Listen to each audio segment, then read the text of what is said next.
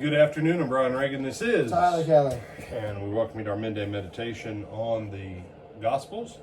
Today we're in John 6, verses 60 through 71, Tyler. Therefore many of his disciples, when they heard this, said, "This is a hard saying. Who can understand it?" When Jesus knew in himself that his disciples complained about this, he said to them, "Does this offend you? What then if you should see the Son of Man ascend where he was before? It is the Spirit who gives life, the flesh profits nothing. The words that I speak to you are spirit, and they are life. But there are some of you who do not believe." For Jesus knew from the beginning who they were who did not believe, and who would betray him. And he said, "Therefore I have said to you that no one can come to me unless it has been granted to him by my Father."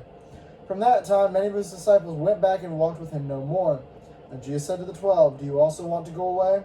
But Simon Peter answered him, "Lord, to whom shall we go? You have the words of eternal life. Also we have come to believe and know that you are the Christ, the Son of the living God." Jesus answered them, "Did I not choose you, the 12, and one of you is a devil?" He spoke of Judas Iscariot, the son of Simon, for it was he who would betray him, being one of the 12. All right. So as you're looking at this, how long has market-driven Christianity been an issue? Since Jesus. As long as Jesus was making free meals, the people were fine to listen to him. He had just fed the 5,000. This is the next day they come back hoping for another free meal, because the day before they ate until they were all full. Okay? Jesus says, "I'm not going to make lunch today. And by the way, the stuff you ate yesterday, it like you is going to perish. Unless you eat my flesh and drink my blood, you've got no hope." And the people were like, "What? Did you just say you're not making lunch and you want us to eat your flesh and drink your blood? And did you just say all our fathers died in the wilderness with the bread of Moses? That wasn't the real bread from heaven, that you're the real bread from heaven?" And they're like, no, we just don't like any of this. And so verse 66 of John chapter 6, from that time on, many of his disciples turned back and followed him no more. Simple fact is, there are some people, if they're going to come to church, they're going to hear messages they don't like, they're going to get their feelings hurt, and they're going to quit. And the solution is not to say, well, just don't ever preach messages that make people upset so that they quit.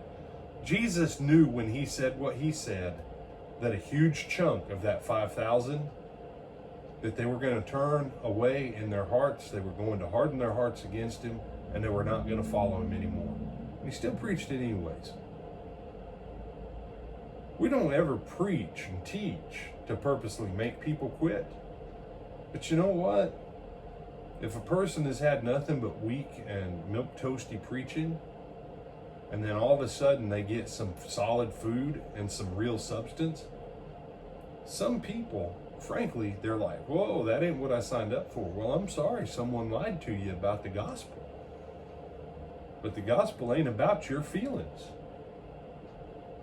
The gospel is Jesus Christ is Lord. The Father's given all judgment to him, and outside of him there is no hope. And if you want to play games with the gospel, you're going to go to hell. I don't like that message. You don't get it.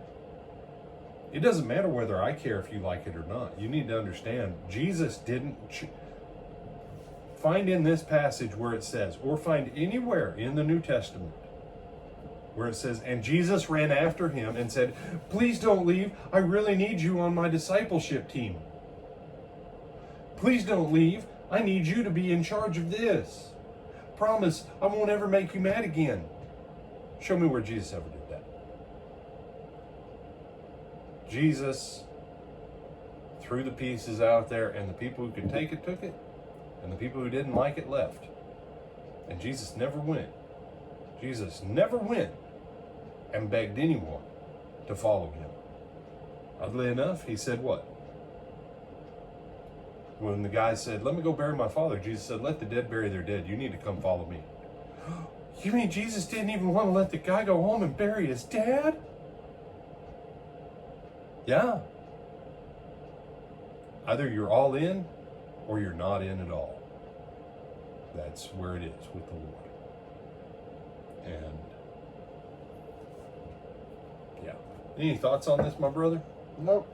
All right. You say, well, I'll go somewhere else. Well, just like Peter said, where else are you going to go?